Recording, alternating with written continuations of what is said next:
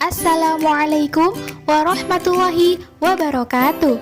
Halo anak-anak hebat, bagaimana kabar kalian hari ini? Ibu harap kalian sehat ya. Untuk Al-Islam kelas 3 kali ini, kita akan belajar 2 subbab.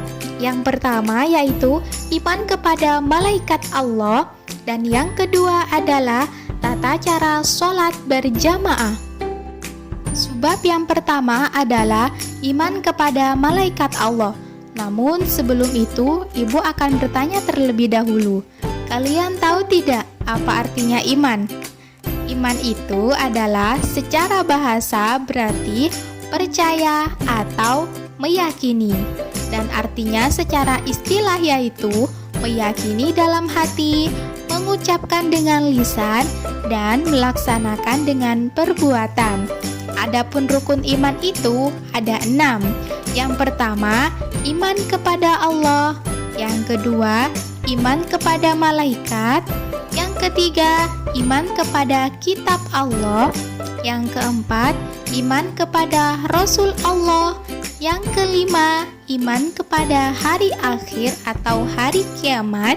Dan yang keenam adalah iman kepada qada dan qadar. Lalu, apa artinya iman kepada malaikat? Iman kepada malaikat berarti percaya atau meyakini adanya malaikat sebagai makhluk Allah yang diciptakan dari cahaya. Seseorang yang mengaku Islam harus percaya adanya malaikat Allah, karena percaya kepada malaikat Allah termasuk rukun iman yang kedua. Dan perintah untuk beriman kepada malaikat Allah terdapat dalam Quran Surah Al-Baqarah ayat 285 yang berbunyi, A'udzu billahi minasyaitonir rajim. Bismillahirrahmanirrahim.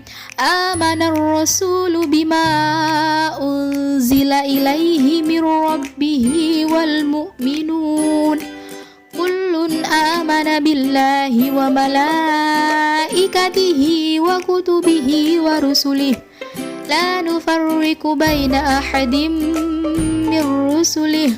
Wa qalu sami'na wa ata'na. Ghufranaka rabbana wa ilaikal masir.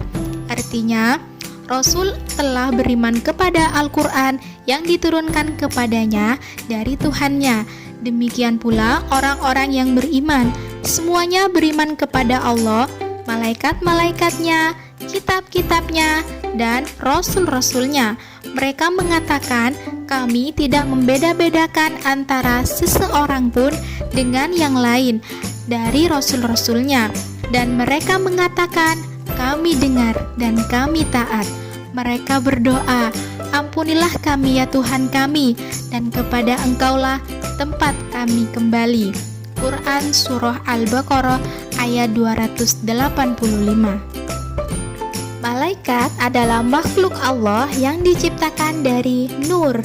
Nur itu bahasa Arab yang artinya adalah cahaya. Malaikat termasuk makhluk gaib yang tidak dapat dilihat dengan kasat mata. Malaikat tidak mempunyai nafsu. Oleh karena itu, malaikat tidak makan, tidak minum, dan juga tidak tidur. Malaikat adalah makhluk yang paling taat kepada Allah dan selalu bertasbih memuji kepada Allah Subhanahu wa Ta'ala.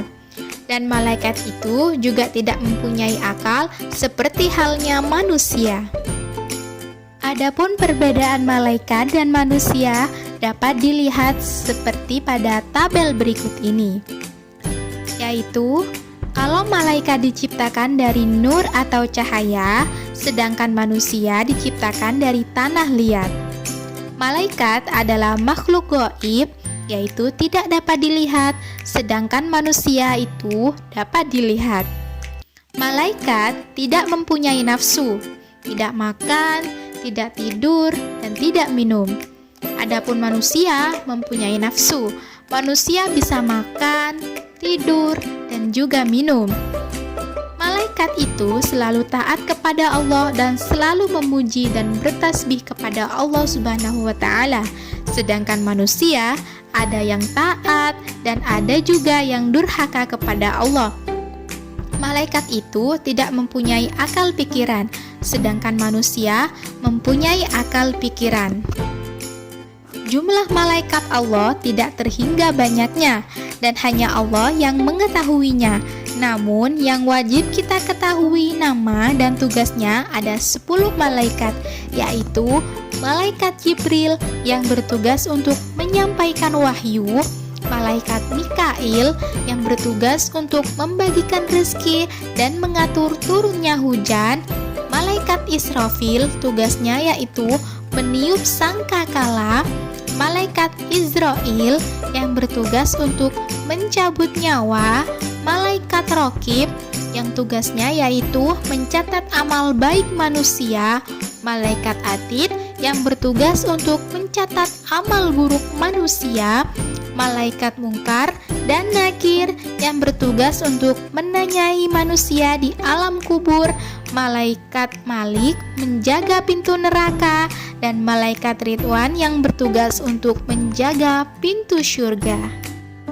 Adapun hikmah atau manfaat yang dapat kita peroleh apabila kita beriman kepada malaikat adalah yang pertama, meningkatkan keimanan kita kepada Allah Subhanahu wa Ta'ala, karena iman kepada malaikat termasuk rukun iman yang kedua.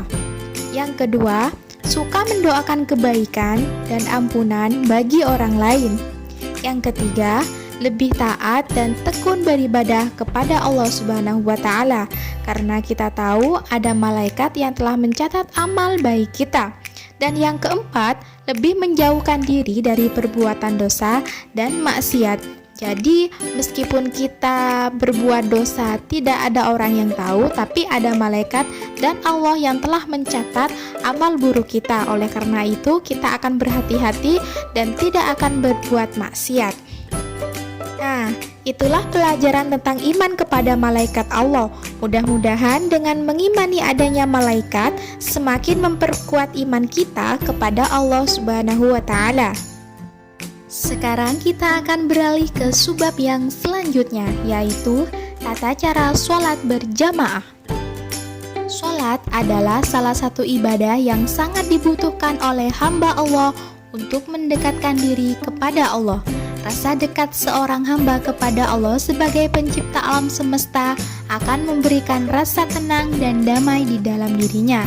Ia yakin bahwa Allah adalah tempat segala makhluk bergantung dan berharap. Untuk dapat mendekatkan diri kepada Zat yang Maha Suci, tentu seorang hamba harus menempuh jalan yang telah ditentukan oleh Allah, yaitu dengan beribadah kepada Allah, terutama melalui ibadah sholat. Adapun tata cara sholat berjamaah adalah sebagai berikut. Setelah adzan dan iqomah, salah seorang berdiri di depan menjadi imam dan yang lainnya menjadi makmum berdiri di belakang imam. Sebelum memulai memimpin sholat, terlebih dahulu imam mengingatkan agar jamaah meluruskan dan merapatkan barisan atau shofnya dengan mengucapkan lurus dan rapatkan barisan kalian, karena yang demikian merupakan kesempurnaan sholat. Yang ketiga, imam memimpin sholat dengan mengeraskan suara ketika takbiratul ihram atau takbir pembukaan dalam sholat, takbir intikol yaitu takbir setiap perpindahan rukun, dan tasmi' yang dibaca ketika i'tidal. Sedangkan makmum mengikuti semua gerakan imam dengan tidak mendahului imam atau tertinggal oleh imam. Yang keempat, imam mengeraskan bacaan surah Al-Fatihah dan ayat atau surah lainnya sesudah bacaan Al-Fatihah pada rakaat yang pertama dan kedua dalam sholat maghrib, isya, dan subuh. Sedangkan makmum cukup mendengarkan dengan penuh perhatian tanpa ikut membacanya. Yang kelima, pada akhir bacaan surah Al-Fatihah, makmum membaca Amin secara serentak bersama imam dengan suara yang baik dan tertib. Dalam sholat duhur dan asar, imam tidak mengeraskan suara bacaan kecuali bacaan takbir, dan imam maupun makmum membaca dengan suara sir atau pelan yang diketahui oleh diri sendiri saja. Begitu pula dalam rokaat ketiga sholat maghrib dan rokaat ketiga dan keempat dalam sholat isya. Imam yang keliru ataupun kelupaan dalam bacaan dapat dibetulkan oleh salah seorang makmum yang tahu yang berada di belakang imam. Imam yang keliru dalam gerakan dapat diingatkan oleh makmum pria dengan membaca Subhanallah, sedangkan makmum wanita mengingatkan dengan sekali tepuk tangan dengan terbalik.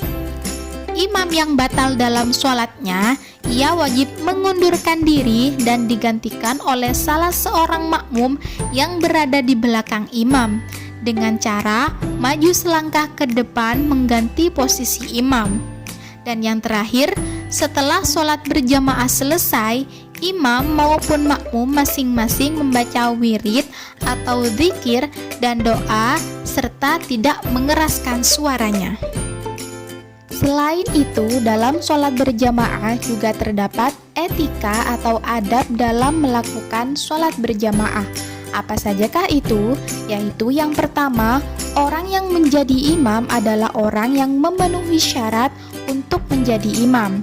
Syaratnya pasti kalian sudah tahu, karena kita sudah pernah belajar pada waktu kita kelas 2. Di antaranya yaitu orang yang lebih fasih bacaannya dan memahami ketentuan-ketentuan sholat di antara jamaah sholat yang lain. Imam sholat hendaknya orang yang jujur dan tidak berbuat maksiat. Yang kedua, baik imam maupun makmum lebih utama memakai pakaian yang tidak bergambar atau tidak bertulisan agar dapat mendukung terciptanya suasana yang khusyuk atau tenang. Yang ketiga, ketika akan mendatangi tempat sholat atau masjid, dimakruhkan itu berarti lebih baik tidak dilakukan, tidak dianjurkan. Memakan makanan yang berbau seperti jengkol, pete, dan bawang mentah. Yang keempat, melangkah ke masjid dengan sikap tenang, tidak boleh terburu-buru atau berlari walaupun sholat telah dimulai. Yang kelima, makmum laki-laki lebih utama mengisi shaf bagian depan. Shaf diatur lurus dan rapat, sedangkan makmum wanita lebih utama mengisi shaf bagian belakang dari shaf bagian belakang makmum laki-laki.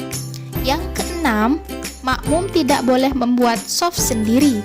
Kalau terpaksa, ia boleh memberi isyarat atau menepuk bahu atau menarik salah seorang yang berada di shaf depannya untuk mundur agar dapat berdiri satu shaf dengannya. Dan yang terakhir adalah ketika kita telah selesai sholat, jamaah tidak boleh lewat di depan shaf atau makmum yang sedang sholat. Sekian pembelajaran Al-Islam hari ini. Terima kasih dan semoga apa yang Ibu Aisyah sampaikan bisa bermanfaat untuk kalian semua. Akhiran, wassalamualaikum warahmatullahi wabarakatuh.